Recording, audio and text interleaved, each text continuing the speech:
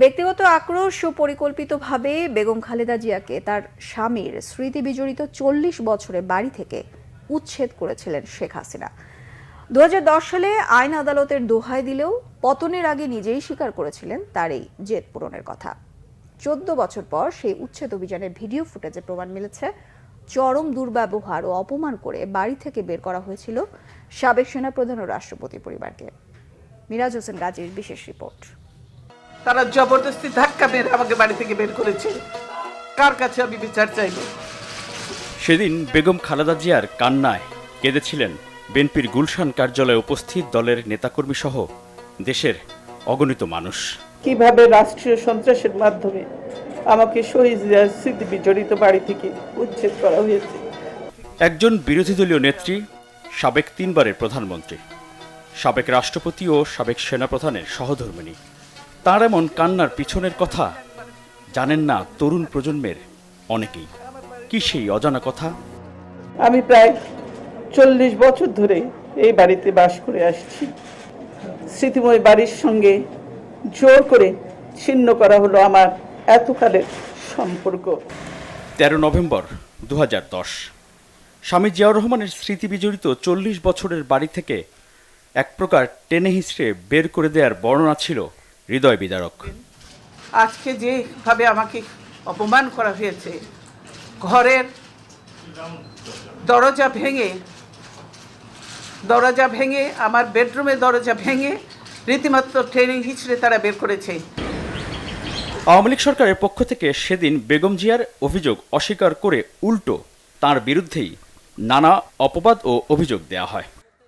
টেনে হিঁচড়ে বাড়ি থেকে বের করে দেয়া, দরজার তালা ভাঙা, এক কাপড়ে চলতে যেতে বাধ্য করা, নিকটাত্মীয়ের সাথে অসদাচরণ নিতান্তই অসত্য, বানোয়াট ও উদ্দেশ্য প্রণোদিত।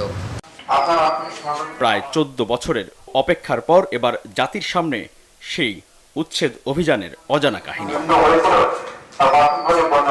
২০১০ সালের সেই উচ্ছেদ অভিযানে ধারণ করা ভিডিওতে দেখা যাচ্ছে বেগম খালেদা জিয়া বাসার ভিতরে সোফায় বসে আছেন।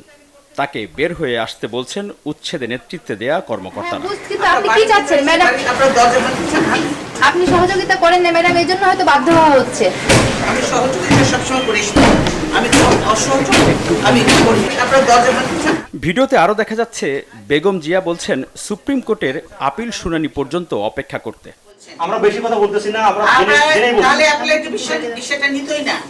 না নিয়েছে তারা, এবং তারা রাইটলি আদেশ দিয়েছে। না, তারা 29 তারিখ ডেট দিয়েছে। ডেট দিয়েছে শুনানির জন্য। শুনানির জন্য। এবং কোনো স্টে করে নাই তো, স্টে করে নাই। শুনানি পর্যন্ত তো আপনাদের অপেক্ষা করতেই হবে। মনে আছে গুলশান কার্যালয়ে বেগম খালেদা জিয়া বলেছিলেন তার সাথে চরম দুর্ব্যবহারের কথা, যে জোর করে ওনাকে উঠিয়ে নিয়ে আসেন, জোর করে দরকার হলে ওনাকে কোলে উঠিয়ে নিয়ে আসেন। অভিযানের সময় ধারণ করা সেই ভিডিওতে পরিষ্কার বোঝা যাচ্ছে উচ্ছেদ অভিযানের নেতৃত্বে থাকা এক কর্মকর্তা বলছেন, যাও ওনাকে উঠিয়ে নিয়ে আসো। এরপর আপনারা সব গায়ে জোর করতেছেন।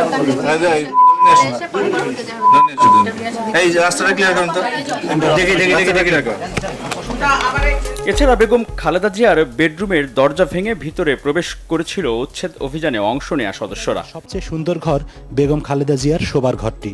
শুধু তাই নয়, পরবর্তীতে নির্ধারিত কয়েকটি গণমাধ্যমের সাংবাদিককে নিয়ে আপত্তিকর কিছু দৃশ্য প্রচারের নাটক মঞ্চস্থ করা হয়েছিল। বলতে গেলে বাথরুমটি আরও অভিজাত।